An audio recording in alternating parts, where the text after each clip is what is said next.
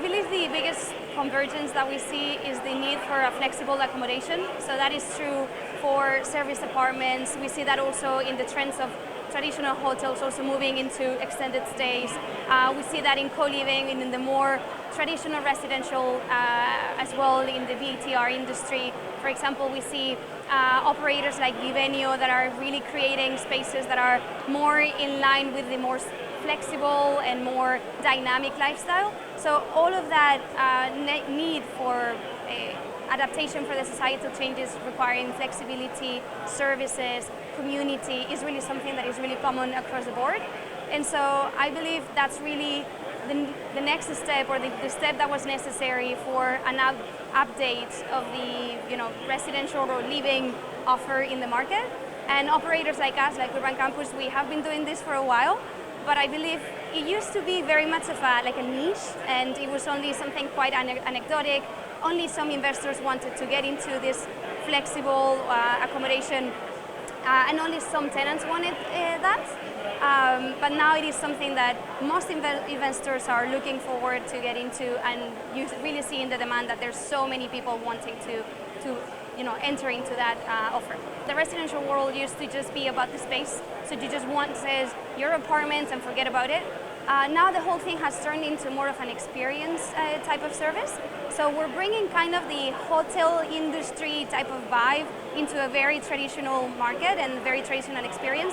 So I believe that is what all investors and operators and designers are really focusing on, the experience.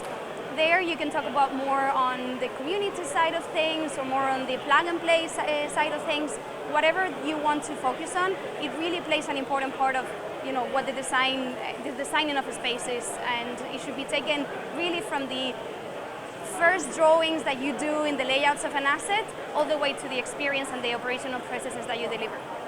So Livenza is really targeting two very different types of targets, on the PBSA side, but also on the flex living side.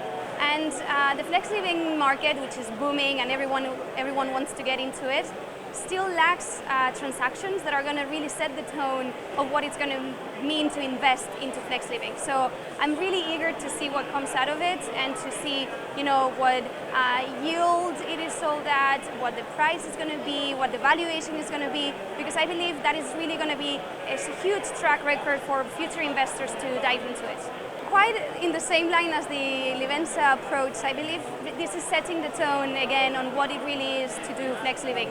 So listening to operators, investors, developers, and even providers talking about it and talking about what it means for them, I think it's really creating the right conversation at this point, where everyone wants to do flex living, but it's not 100% clear what it is. So I like to hear things related to how strong it is legally, how strong it is operationally, and how strong it is financially.